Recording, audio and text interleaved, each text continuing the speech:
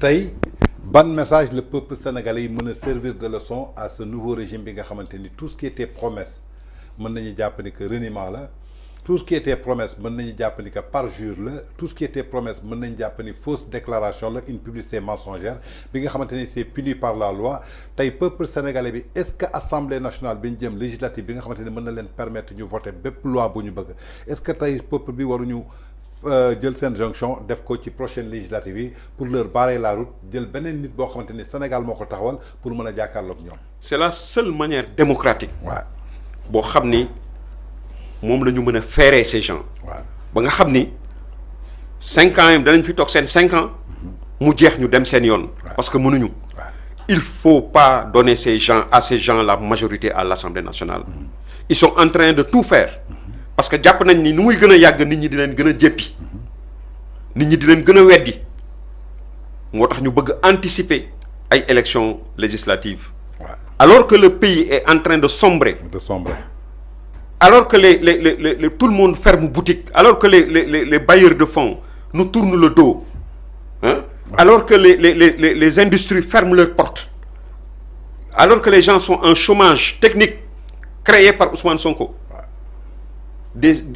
plus de 10 000 personnes qui affaire comment ça Soufi, titre foncier bi. Plus de 10 000 personnes sont en chômage.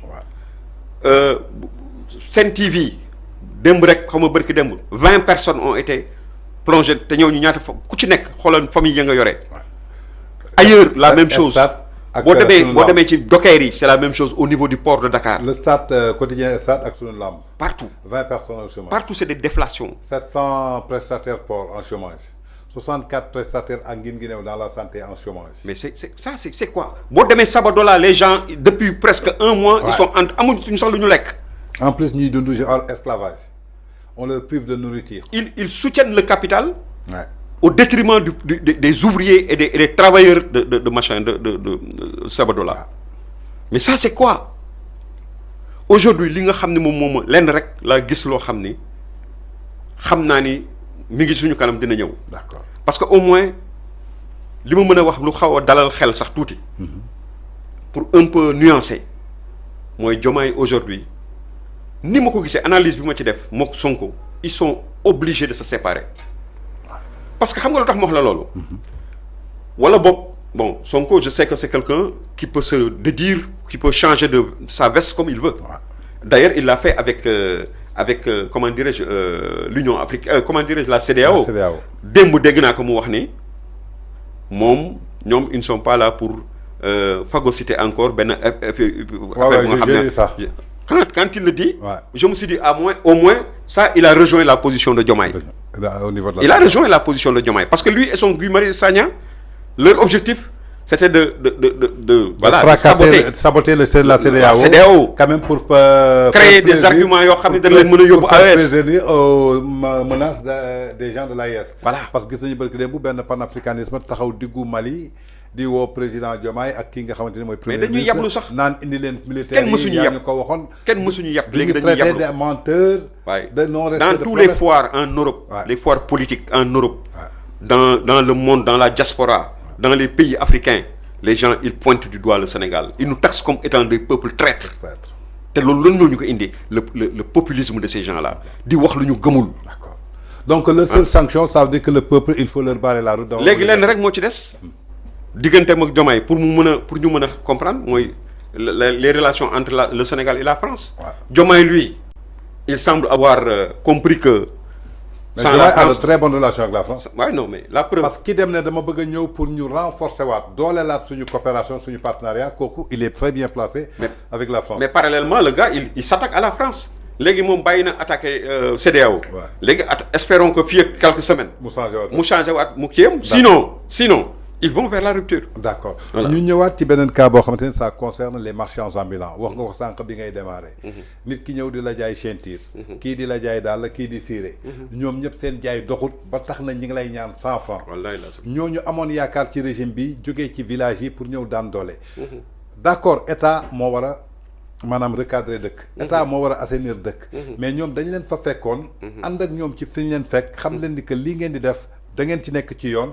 ñun suñu ñëwee dañ leen gën a dooleel seen koom-koom gën a yàqu. à leur grande surprise ñu gis ay déguerpissement am. wax nga ko ci sa tàmbali wax le cas de Colobane muy erreur fatale. ñu jógee ci ñoom gis Jakarta maan yi. bi ñu commencé dugg ñoom ñoo leen seetaan. ndaxte xamoon nañu ndaw yi ñoo leen doon topp. ñu gën leen encouragé ñu dugg ci dëkk bi. dem ba jëli ji si yeneen régions yi département yi dugal leen Dakar. une fois arrivé au pouvoir ñu ne dañu bëgg a nettoyer loolu. ñu ñëw ci borom charrette yi.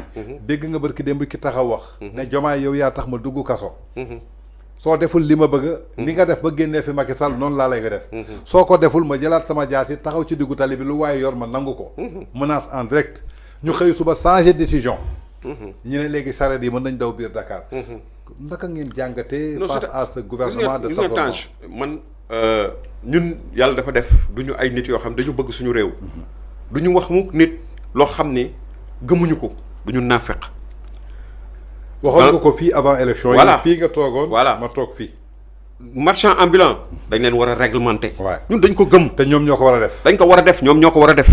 charretier il n'est pas normal que dans une capitale comme Dakar ay charrette di fa dem à tout bout de champ di dugg ci ay fu BRT di daw ak ay leneen ak leneen c'est des risques yoo xam ni day non seulement dafa rafetul ci gis-gis mais dafa nekk ay danger def ci liewu ay xale yoo xam ne dañu amee ay Jakarta ñëw taxaw ci bopp koñ bu nekk taxaw di def ay taxi Jakarta c'est un scandale ça on est d'accord avec eux sur ça mais xam nga lan mooy problème bi Tange quand tu es avec ces gens-là ñu nekk sa base affective nga gëmloo ne leen yow ñii liñ leen di teg du yoon c'est injuste wane nañ fi Birame Souleye Diop mu naan xale yi seen parents yi dañ leen xale yi ku ci dawal Jakarta dañ lay jàpp tëj la ci kaso bi yaa ngi fàttaliku loolu fii lañu fekkoon. donc ñoom seen bopp ñoom ñoo gëmloo xale yi nii dañu war a jaww vous êtes sous un régime d'injustice on doit vous laisser travailler mais s'ils avaient fait comme le président Macky Sall le président Macky Sall avec les mécaniciens les garages tous azimuts dans tous les coins de Dakar qu'est-ce qu'il a fait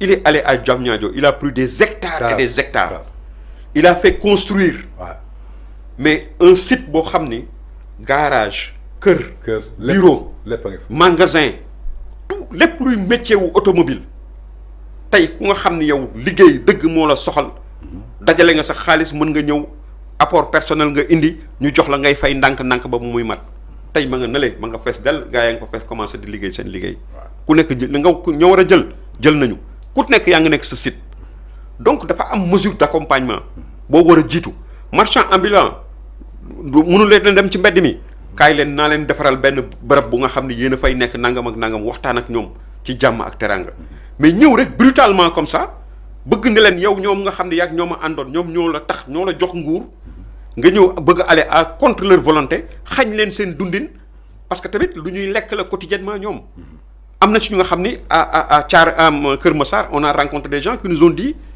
qui ont juré sur le Coran qui sont depuis jour boobu ñu taxawee loolu amatuñu la ñu amee woon dara yokkuwu ci dara te jaay marchand ambulant dafa metti parce que liggéey la boo xam ni tu te prives de beaucoup de choses da ngay amee di denc et puis marchand ambulant dañ ko war a organiser rek il suffit d'organiser ça en France partout ailleurs dans le monde il y a des marchands ambulants mais c'est très bien organisé mais oui il y a des marchés à puces des marchés yoo nga xam ni spécialisés pour ça des espaces tey Chine ñoo ñu ëpp capitale Pékin Kër Massar gi y a des espaces yoo xam ni dañuy déclasser forêt bi defar fa ay affaires yoo xam ne ku bëgg dara da ngay ñëw fekk leen foofu ñu ñëw jaay la nga dem seen dem d'accord mais ils ne le font pas ils utilisent la violence ça c'est pas normal